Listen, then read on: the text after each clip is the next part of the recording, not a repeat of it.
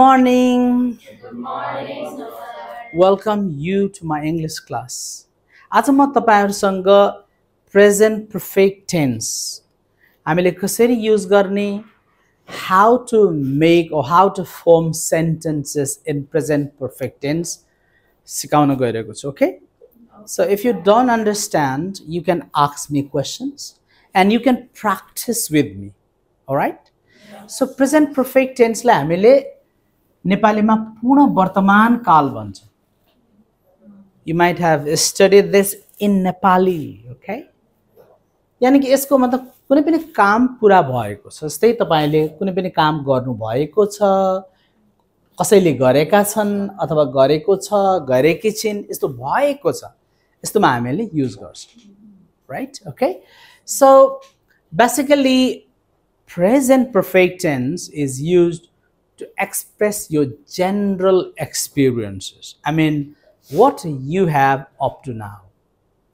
अहिलेसम्म तपाईले कस्तो कस्तो काम गर्नु भएको छ, त्यो काम एक्सप्रेस गर्नलाई यहाँले प्रेजेन्ट पर्फेक्ट टेन्स को सहायता लिनुपर्छ. यानी कि यहाँले has or have पछि past participle युज गर्नुपर्छ. Has or have plus past participle.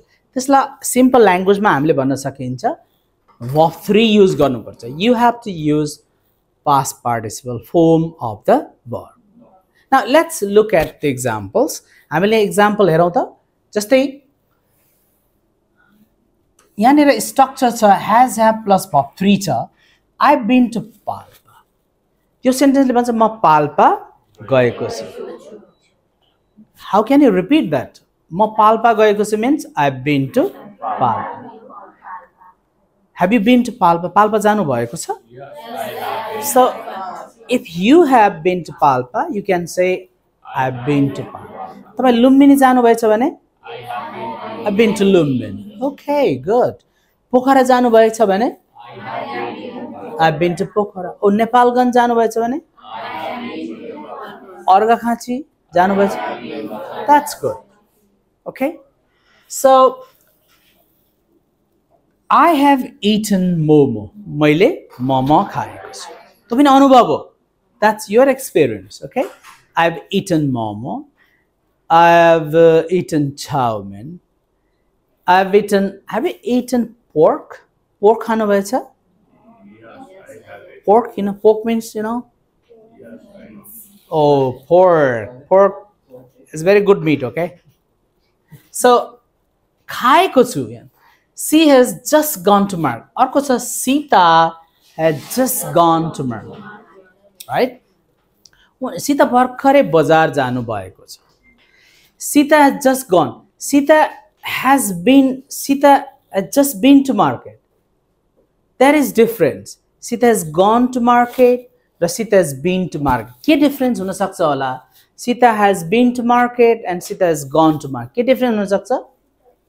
यहाँनिर Sita has just gone means she has gone to market. बजार जानु भएको छ. That means she hasn't come back again. Sita बजार गएर फर्किसकेको भए यहाँले Sita has been to market भन्न सक्नुहुन्थ्यो. यहाँनिर Sita has gone to market means Sita is in the market. She is still there in the market. While maybe she is buying some fruits and vegetables. सायद उहाँले fruits, vegetable किन्दै हुनुहुन्छ. So Sita has just gone to market. She hasn't come back. So he has already married. उहाँ विवाहित हुनुहुन्छ पहिले बिहे गरिसक्नु भएको छ. If you want to say that you have already married, यहाँनिर he has already married छ भने तपाईले आफूले गरिसक्नु भएको छ भने के भन्नुहुन्छ? I have already married. कुनै पनि काम तपाईले पहिले गरिसकेको छ हैन र त्यसको असर छ भने हामीले प्रेजेन्ट पर्फेक्ट टेन्स युज गर्छौं. जस्तै तपाईले SLC कति जनाले पास गर्नु भएछ? तपाईले गरिसक्नु भएको छ भने के भन्न सक्नुहुन्छ? I have already passed SLC. Bachelor degree pass गरिसकेकोले? Yeah, I've already passed. So how many of you have already got a job? How many of you have already started doing a job? तपाईहरु मध्ये कति जनाले जब सुरु गरिसक्नु भएको छ? You can say I've already started my job. I've already started working. I've already started my own business. If you have started your business, तपाईले पहिले नै बिजनेस सुरु गरिसक्नु भएको छ भने के भन्नुहुन्छ? I've already started my business. Okay.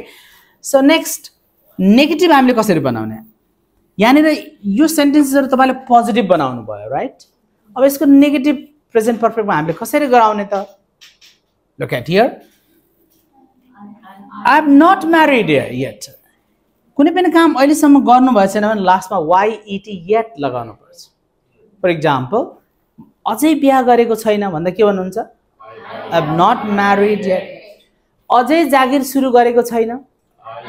I have not started a job yet. I haven't got a job yet. Okay? तपाईले अझै ब्याचलर डिग्री पास गरेको छैन भन्दा? I have not passed the degree yet. So, he has not driven a car yet. अहिलेसम्म car चलाएको छैन. They have not been to Kathmandu yet. तिनीहरु अहिलेसम्म काठमाडौँ गएका छैनन्.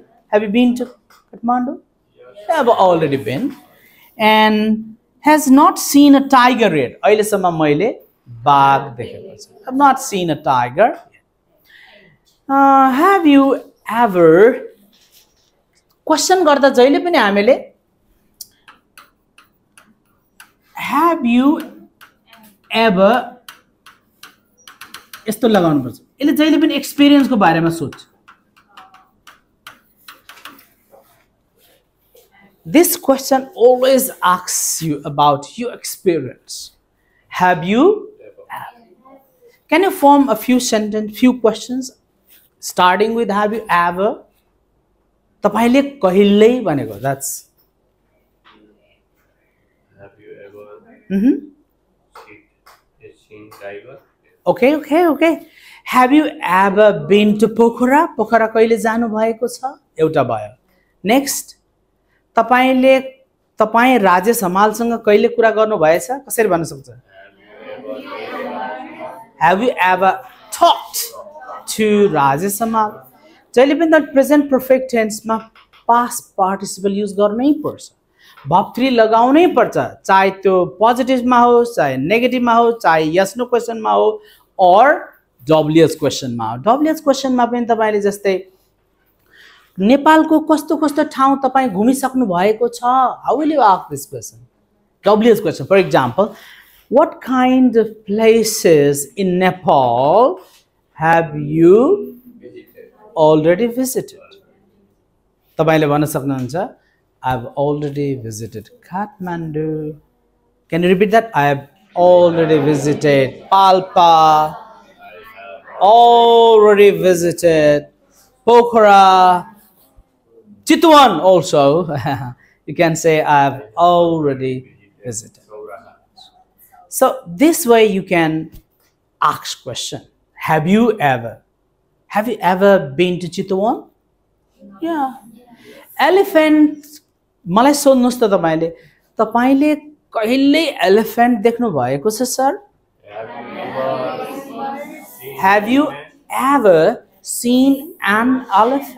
Oh. Yes, I have seen elephant twice. देखेको छु. मैले कसरी भन्ने? I have seen an elephant. दुई पटक. Twice. तीन पटक.